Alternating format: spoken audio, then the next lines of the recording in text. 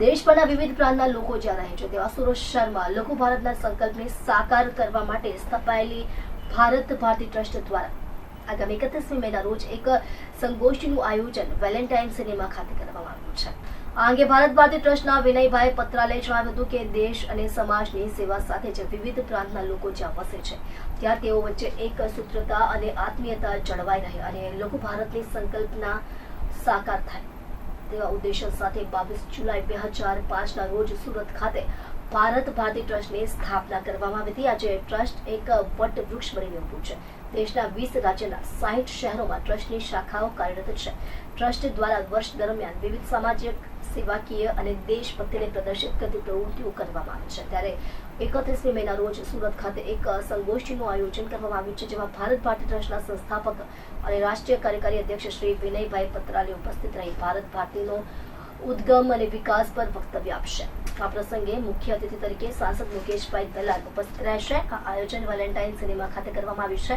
ઉલ્લેખનીય છે કે ભારત ભારતી ટ્રસ્ટ દ્વારા ગણતંત્ર દિવસની ઉજવણી, રક્ષાબંધનની ઉજવણી સાથે જ નારી સશક્તિકરણ, દત્તક વિદ્યાલય, વસ્ત્રદાન, શિક્ષણ સહાયતા, આરોગ્ય સહાયતા, નશા મુક્તિ અભિયાન અને પર્યાવરણ દિવસ સહિત વિવિધ સામાજિક, સેવાકીય અને ધાર્મિક અને દેશને એક સૂત્રના બાંધી રાખવા માટેના અભિયાન ચલાવવામાં આવ્યું છે।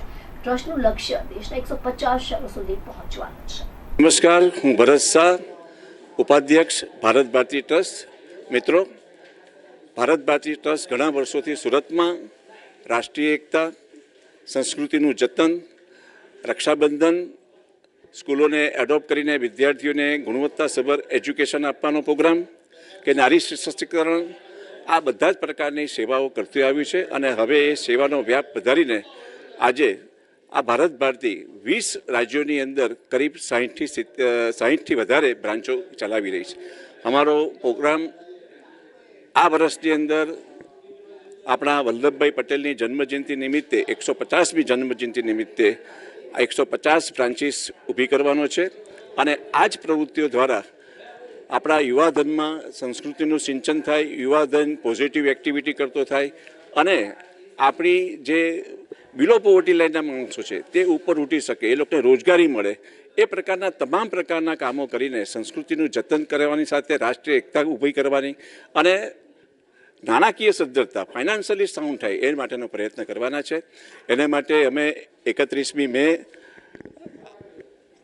આગામી શનિવારના રોજ સાંજે 7 વાગે અહીંયા વેલેન્ટાઇન મલ્ટીપ્લેક્સ થિયેટરની અંદર સુરતના ઉદ્યોગપતિઓ, વેપારીઓ, શ્રેષ્ઠીવરીઓ તથા ભારત ભારતી સંસ્થા સાથે જોડાયેલા અમારા વોલેન્ટિયર્સ એ બધાને ભેગા કરીને આ હેડક્વાર્ટર જ્યારે સુરત છે ત્યારે હેડક્વાર્ટરની અંદર આપણે વધારે પ્રમાણમાં એક્ટિવ થઈને વધારે ને વધારે બ્રાન્ચો શરૂ કરવા માટેનો પ્રયત્ન કરવા માટેનું એક મિટિંગનું આયોજન કર્યું છે અને એ દ્વારા ફાઇનાન્શિયલી પણ આ સંસ્થાને સાઉન્ડ કરીએ જેથી કરીને આમાં આ દેશની અંદર વધારે ને વધારે એની બ્રાન્ચીસ ખુલે, વધારે ને વધારે એક્ટિવિટી થાય અને યુવાધનને આપણે યોગ્ય માર્ગે લઈ જઈ શકીએ।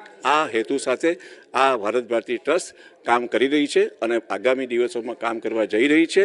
हमारे बढ़ते हुए कदम आगे बढ़ रहे हैं એટલે આ વિકાસ જે છે એ ભારત ભારતી પણ પોતાનો વિકાસ કરીને યુવાનોને યોગ્ય માર્ગે વાળવાનો પ્રયત્ન કરશે। Thank you very much.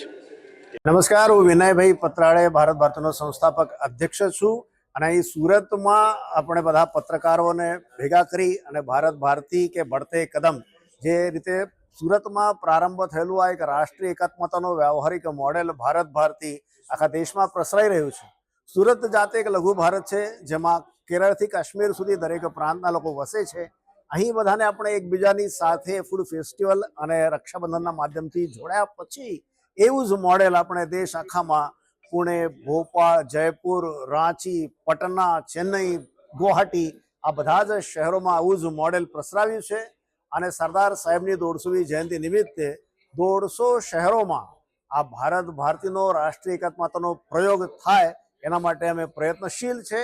Bharat દેશનું દરેક વિકસિત અને વિકાસશીલ શહેર લઘુ ભારત છે એ સંકલ્પના પર અને વડાપ્રધાનશ્રીના એક ભારત શ્રેષ્ઠ ભારત સૂત્ર પર ભારત ભારતી કાર્યરત છે। ચતુર્થ રાષ્ટ્રીય અધિવેશન 20, 21, 22 જૂનના રોજ સ્ટેચ્યુ ઓફ યુનિટી પાસે છે। એમાં 150 શહેરોથી ભારત ભારતીના કાર્યકર્તાઓ આવશે અને 150 શહેરોમાં સરદાર સાહેબની 150મી જયંતિ 31 ઓક્ટોબર 2025ના રોજ ઉજવાય એના માટેની યોજના બનશે. ધન્યવાદ.